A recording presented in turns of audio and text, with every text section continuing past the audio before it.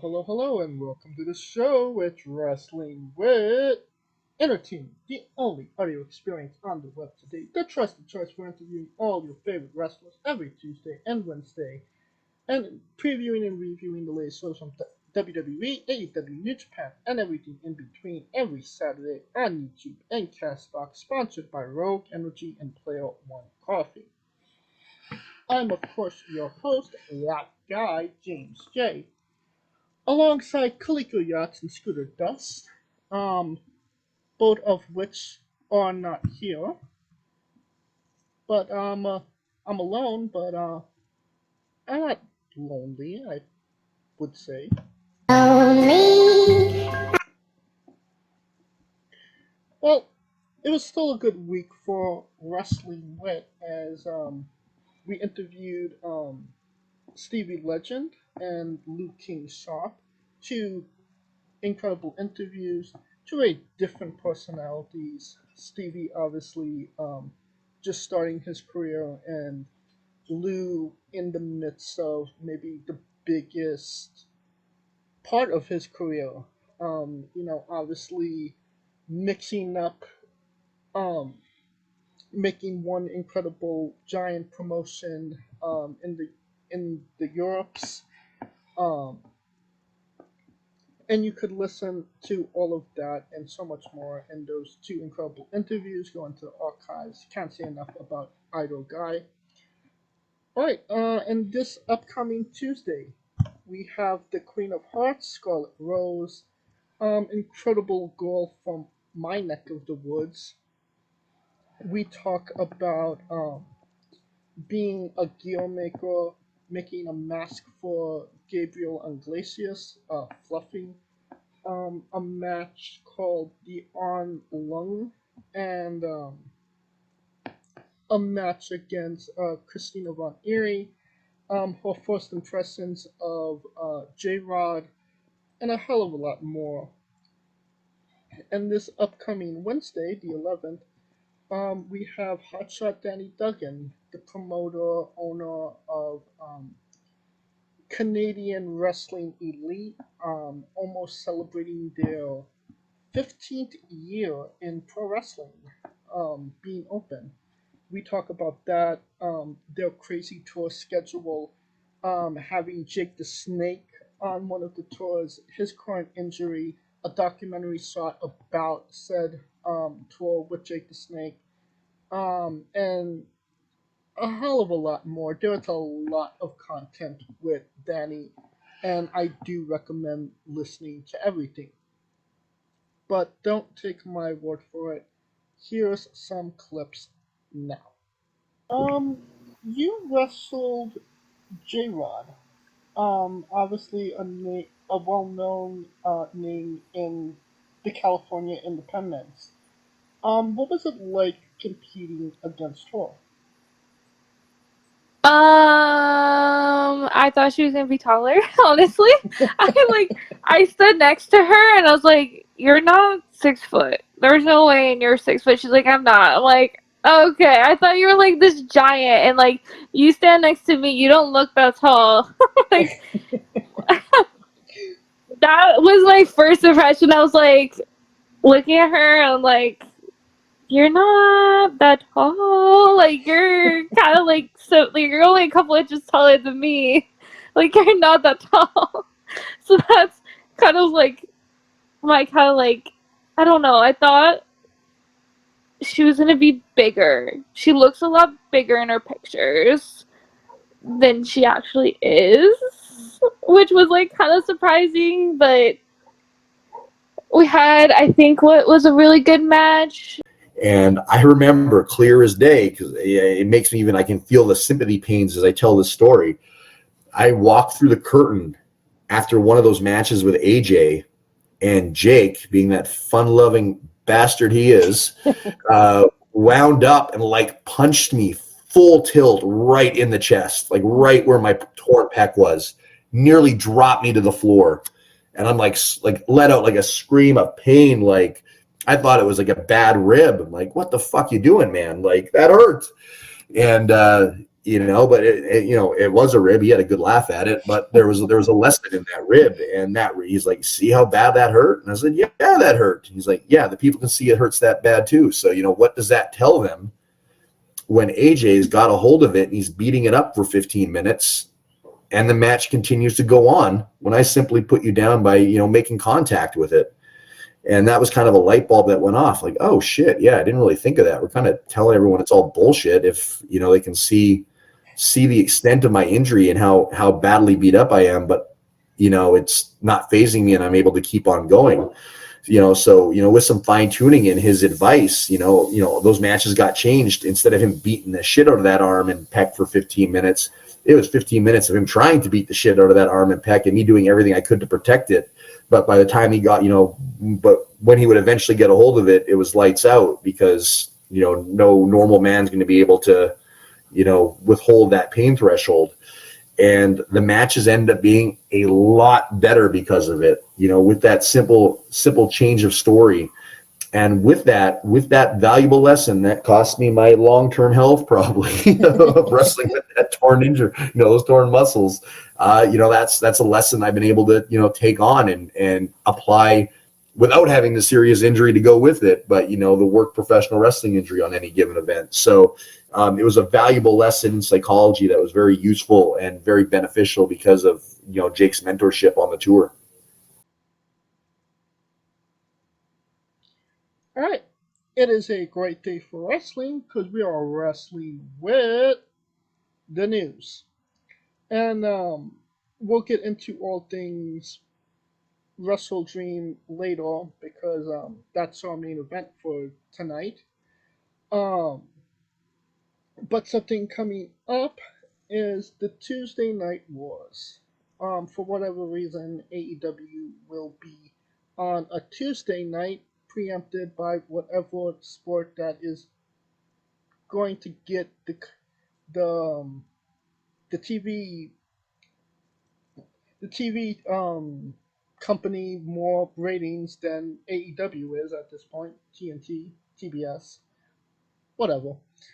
Um, it is indeed going up against NXT, which is probably having its best bout of ratings in the last 3 to 4 years, honestly. And what is AEW doing? Well, they're having Adam Copeland, Edge, the Rated R Superstar, on their show wrestling for the very first time against Luchasaurus. Um, Soraya, don't call me Soraya, is wrestling Holy Shida, and for whatever reason, for the title, no build up, AEW logic, yada yada. But NXT is loading up the card with John Cena, Cody Rhodes, Asuka, Paul Heyman, and The Undertaker. It's interesting that they're doing this now because if they did something like this back when the Wednesday Night Wars were a thing, I question if AEW would still be a thing today, and if Black and Gold wouldn't have gone away. It's definitely it definitely seems like NXT WWE wants to show AEW that when they're actually, trying, they can beat them. And that is the case most Saturdays when AEW goes up against the pay previews, the PLEs, I should say, of WWE. Um, they have their record low ratings for those nights. And it's even to the case for yesterday, um, Collision was actually on an hour before the paid preview came on, um, which is going to be interesting to see how that helps with their ratings.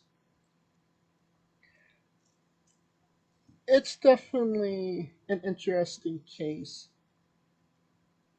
Obviously, Oscar is going to murder um, Roxanne Perez or whatever the hell her name is. Um, and why Paul Heyman is in the corner of Braun Breaker, I have no idea. Are they looking for a new Sami Zayn, a new Bloodline member, etc.? It's more or less just to draw interest into NXT. I personally know what show I'm probably going to watch on Tuesday. Would have been Ahsoka, but that wrapped up um, last week, I believe. So yeah. All right. In other news, WWE is signing younger AEW talent, which is kind of the WCW logic. WCW took all of WWE's bigger, older talent, while WWE took all of WCW's younger talent. Um, Case in point, The Undertaker, Stone Cold, Triple H, Mankind, um, just to name Chris Jericho, Chris Benoit, Eddie Guerrero, just to name a few that became megastars for the company. Um, it does seem like if AEW doesn't start using these guys and girls to a better extent than they have, it's going they're going to be turned off by staying in the company because obviously, Edge just came back and he's going to get a push. Jay White is going for a title, for the main title. So, the guys and girls that are on the undercard, they'll probably question, when is my turn? When am I going to get something? How long do I have to wait? Do I have to wait until I'm in my 30s and 40s? Um, while WWE is saying, hey, we got room for you right now. We got a spot for you right now. Case in point, Jade Cargill. WWE made a big whoop-de-doo and a big fuss for her. Brian Pillman Jr. is coming sooner rather than later to the NXT brand, and we shall see what happens there. Dragon Lee only took a small stint in NXT. I believe he signed in at the beginning of the year, and now he's basically a main roster. Um, he's on the main roster. So, I mean, when you have the talent, when you have the ability, and you're actually able to show it rather than sitting in catering, it's going to be better. I mean, when's the last time we seen Roosh on an AEW TV? Obviously, the brother of Dragon Lee. I think the last time he was in Mexico kidnapping his own stablemates for whatever reason and bringing the mafia on them? I don't know. It's an AEW logic storyline, I suppose. We shall see what happens with that telenovela on the rise. Um, and the last bit of news we have today is Eric is currently injured. Eric of the Viking Raiders, Eric and Ivar. It will be quite some time until he comes back. So they'll push an Ivar as a singles wrestler for the time being, which could be a good thing. I mean, it definitely worked out for Jey Uso, I would say. And I always felt like Eric and Ivar could make it on their own as singles wrestlers. They always had the ability. It just seems like they got stuck in this dumb Viking gimmick that I never necessarily liked. I always feel like, ugh. But you kind of forget that they are incredibly gifted wrestlers. So to see what they can do individually, especially Ivar, because he's still active, Eric is injured. Don't think it would be a bad thing. See, test this guy's metal, see if he could be pushed as a single star, and it might actually make the tag team seem more interesting to look at when they do have matches coming up. So we shall see. All right, that will do it for the news. And now a quick word from our sponsors. So Rogue Energy, the only gaming drink company in the world with 4 unique product lines to suit your task at hand, whether it be juices, shakes, smoothies, and everything else in between. Their low calorie, no sugar energy formula is the perfect alternative to sugar filled canned energy drinks and sodas. Their extreme formula provides the most energy, focus, and sports performance possible. Their hydration line offers focus, ingredients without the added caffeine. Drink it anytime you're thirsty. And their shake formula is so delicious. Who doesn't love a cookies and cream, 0-calorie energy milkshake? First and foremost, they've designed every Rogue product line with performance and effectiveness in mind. It is critical that you look at the nutrition panels of drinks when comparing options. There are countless off brands out there that are presenting low quality, poorly dosed formulas that amount to expensive caffeine water. Every formula they produce is designed with optimal levels of high quality ingredients. Additionally, you won't find a powdered gaming drink brand that dissolves better. No need to have chalky textures in your drink. Their taste profiles are unmatched, specifically designed for gamers, athletes, students, entrepreneurs, people with hectic schedules, individuals with low energy, podcasters who can't shut up, people who are health conscious, and so much more. Great as both a pre-workout and as a coffee energy drink replacement. Specifically designed every Rogue product line to be the best gaming drink on the planet. Rogue Energy, more focus, more wins. use promo code WrestlingWithE for 10% off your next purchase. And we are wrestling with AEW Wrestledream.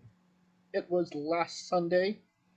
It took place in Seattle, Washington, at the Climate Pledge Arena. Attendance was 6,771. For a reference, this arena can hold 17,000 in attendance. So they're doing less than half. Still one of their better crowds in recent weeks. So it's not a big win, but it's an okay win, I would say. The show as a whole, um, I didn't think it was terrible, honestly. I think that it was more grounded, had more of a paid preview feel than just a dynamite card on paid preview that you had to pay for. So,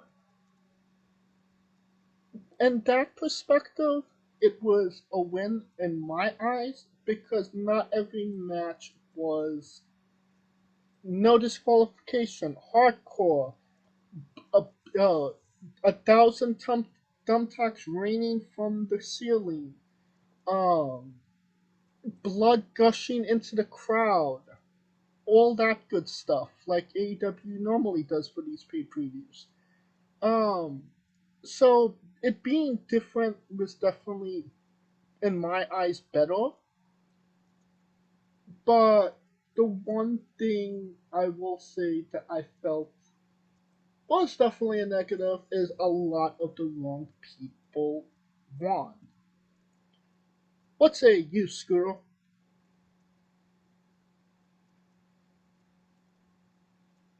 That's an excellent point, Scooter. You, Scooter is definitely here. I'm not on my own. You know, you just can't hear him. He's having audio issues. That's why he's not. You can't hear him, but I can definitely hear him in my mind. Okay, let's get into it. MJF defeated the Righteous, Dutch and Vincent to retain the Ring of Honor World Tag Team Championships in a handicap match in 9 minutes and 40 seconds. This was definitely the right opener for this show, but I question if this was the right use of MJF, honestly.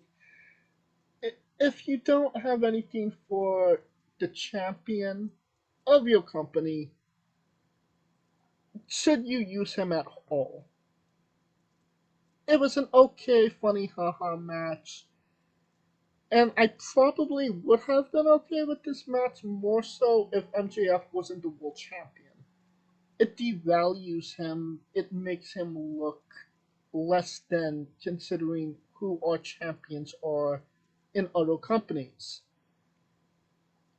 And, we don't exactly know when Adam Cole is coming back. Obviously, his ankle exploded, so it takes time to put that back together. Um, Obviously, MJF had to win the match, but I say that you could have went the other way with it. You could have had Vincent pin MJF. Vincent and Dutch have a very unique and interesting look to them. If Vincent, snapped his fingers a little less enthusiastically, you could see him as a legitimate threat for MJF, and you could have made a you know interesting and compelling storyline, even if it was like for 2-3 weeks. MJF versus Vincent for the AEW World Champion. It gives MJF something to do, but this just felt like somewhat of a throwaway at this point. And for that reason, I give it 2.5 stars. Next up, we have a singles match for the Ring of Honor World Championship and Strong Openweight Championship. So both of Eddie Kingston's titles were on the line, and he did indeed defeat Katsuri Sabata by pinfall in 11 minutes. This was a good old-fashioned, proper, strong style match. Think Eddie is very good. Shibata is Shibata for obvious reasons. I don't have too many issues with this. It was a good, legitimate, normal match that made sense. Um, 3 stars. Chris Statlander defended the AEW TBS Championship. She defeated Julia Hart by pinfall in 9 minutes. Um, uh, I like Chris Statlander. I like Julia Hart. There was no build up to this match. There was not a reason to be invested in the match. What they did was okay. It wasn't a bad match, I would say, but considering what they followed, it was relegated to the P break match, which is, not fair to these girls and not fair to Statlander's title reign if you want to make her a legitimate champion, an attraction that brings people in. The women are basically in WWE 2006 2007 position. More like, okay, they're there, you're going to get a match from the girls, but they're not the reason you bought a ticket. And AEW is like so far behind when it comes to promoting the girls. And it's frustrating because they do have the talent, they just don't know what to do with them. That being said, it didn't necessarily make sense to me why it took two tombstones for Statlander to put Julia Hart away, but I guess Julia Hart goes back to back of the line. She had 28 victories in a row, but that one loss to the champion. Don't know how she got 28 wins in a row. I've only seen her get one, maybe two on TV, but then I digress. And then the wheels fall off. The middle-aged Bucks defeated the Lucha Brothers, um, the Ass Boys, and freshly pooped Orange Cassidy and Hook in 12 minutes and 40 seconds. At least it was just 12 minutes, honestly. Don't know what you would expect from this match, what you thought was going to be different. Ray Phoenix obviously got injured early on in the match, but he competed on Wednesday, so he's okay. Why have the Guns pin FTR when you're going to give the title match to Young Bucks? Why? Why did the Young Bucks need to be in this match? Why did the Young Bucks have to be in this at all, honestly? And now we're getting FTR versus the Young Bucks 4. Yay! It just seems like, alright, Wembley Stadium. It was the rubber match. The Bucks won one, FTR won one. Now this is to settle it. It didn't have necessarily the best of build-ups, better than most in AEW, but the story was there. Now this just seems forced at this point. The Young Bucks obviously want their win back, so they don't look terrible. So, yeah, the Young Bucks are definitely not what they used to be when this company started. And they've definitely not been presented the way they was on the independents, or at least the way they felt they should be. This match, 2 stars. I'm being generous with that. Swerve Strickland defeated Hangman Page in 20 minutes and 15 seconds. Um, yeah, I needed something to fast forward, and it was definitely this match. So I give this 2 fast forward bars. Next match, Ricky Starks defeated Dord Wheeler Yuta in 9 minutes and 55 seconds. Yeah, it's a 4-hour show. I needed something to speed up. So I give this 3 fast forward bars. Brian Danielson defeated Zack Sabre Jr. in 22 minutes and 45 seconds. It's what you would expect from these two guys. Obviously, the psychology was there. There was great back and forward. Zach has just been performing on another level at this point, and being the dream match that they said it was, it didn't necessarily disappoint in that perspective. It was a good, solid match. My only thing that I would say was the finish Okay, so it's the two best technical wrestlers in the world, right? It should maybe be, a submission match. The person that submits wins the match. Bryan Danielson won with a fucking pinfall, with a knee, a wrestling move, not a wrestling. Uh, he won the match, not with a submission, and it was supposed to be the two best technical wrestlers. How does that make sense? How? Good point, Kaliko. Kaliko is here as well, but you can't hear him. The audio is bad. Alright, and I give this. It would have been a 4 stars if the ending made sense. 3.5. Alright, we got the Don Callis family. Colt Kutska, Takeshita, Will Ospreay, and Sammy Guacamole. They defeated Chris Jericho, um, and Twinkle Toes McFingerfuck, and Child of a Deaf Parent Ibushi in 22 minutes and 35 seconds. Decent match, okay match.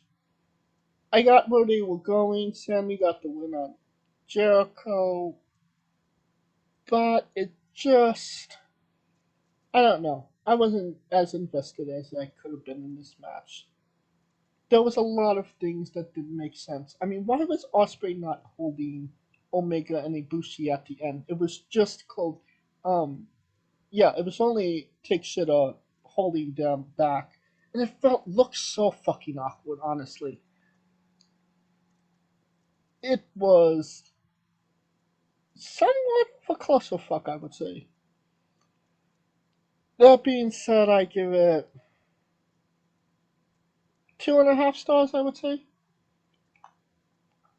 Brings us to our next match. FTR defeated Assy Open, Kyle Flatulence, and Mark Davis.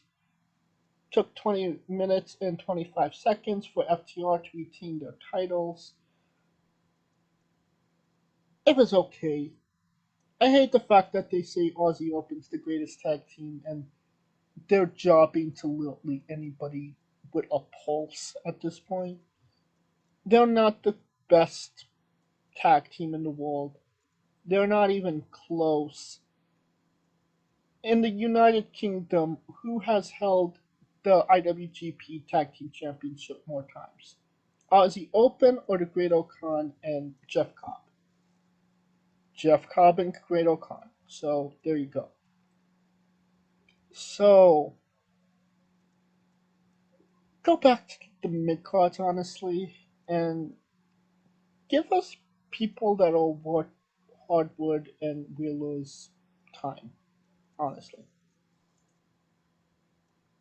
2.5 stars. Alright, that brings us to the last match, the main event. The thing everybody wanted to see, I guess. The 2 out of 3 falls match for the AEW TNT Championship. Just the structure of the card, this made sense. Like I said at the beginning, MJF, starting the show and having the TNT Championship close, it makes the championship look a little bit bigger, a little bit more prestigious. I'm not against it. I think it was the right move, considering what happens at the end of this match. And I did think this was legitimately a good match. Darby and Christian had some great chemistry, a great match flow going. It was psychological, it made sense, it was all good shit.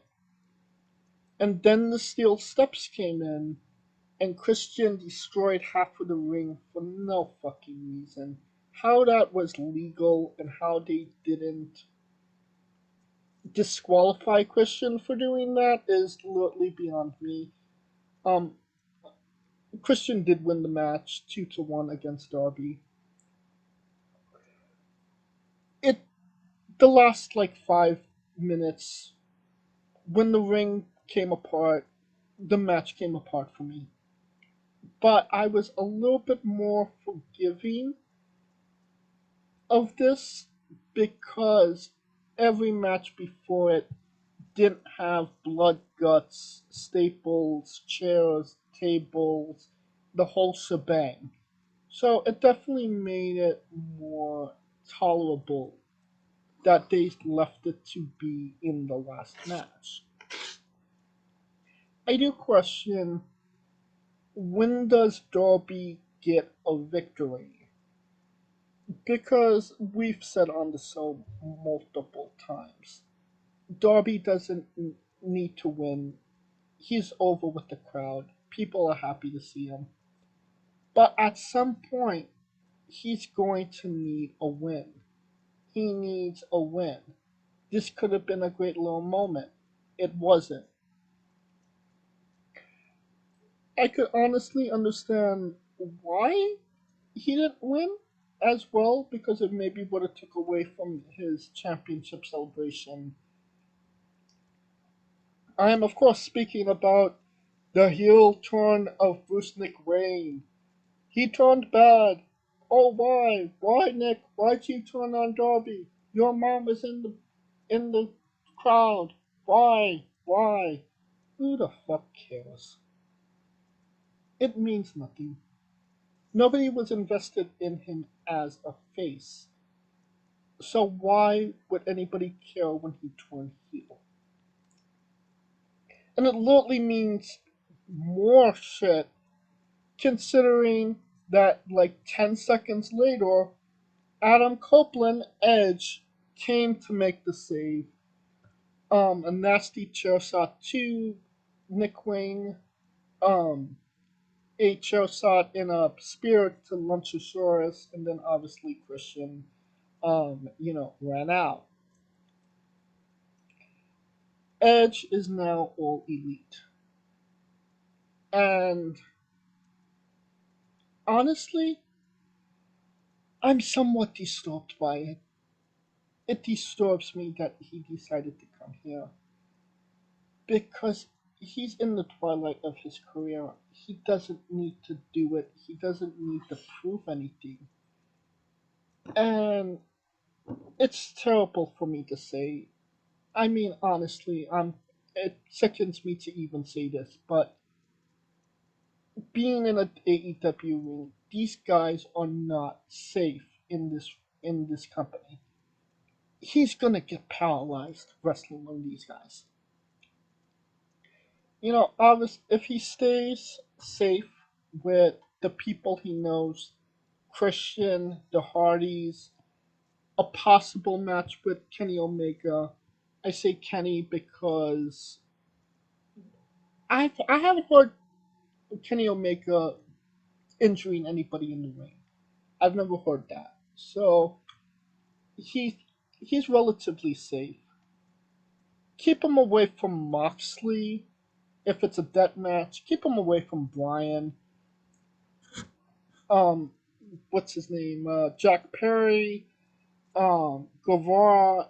Keep him away from the people that don't have his best uh, interest in mind. That just want to put themselves over, even if it's at the suspense of Edge, and injuring him permanently. It's a bad move on his part, and I don't think I'm the only one that believes this. A lot of the things that I've seen on the internet were not necessarily positive. It was, why Edge, why you're a traitor, you turned cold, two face, yada yada, which is understandable. People are upset about it. I'm upset about it too, and I don't think it's the right choice for him. If he does say, if he does stay safe and he does do some good things, because he definitely has the ability to do good shit. he's Edge, obviously. But you could see after his matches nowadays, they are very taxing on his body. And he's stable, but you could see that they're taking their toll on him. Another team that he could be in the ring with, FTR. Obviously, that's one of the reasons he's there. Um, but yeah, I don't feel like this was the best decision for him and his family. But then again, he's not listening to me. I'm just here talking about it. So hopefully you stay safe, Edge. Hopefully you have at least one or two good matches, and I just hope you stay safe. All right, Scooter, the show as a whole, how many thumbs up, thumbs down, thumbs in the middle? Two thumbs up the ass. Classic Scooter Dust. Kaliko, your thoughts? Okay, that's a lot more generous than I thought you were going to be. Honestly, I give this a thumbs in the middle. I thought it was okay. It was definitely not worth 4 hours of my time. If they could get this down to 3.5, 3 hours, that would be so fucking appreciated. Or maybe even have an intermission. But my attention span is not holding on for 4 hours at this point.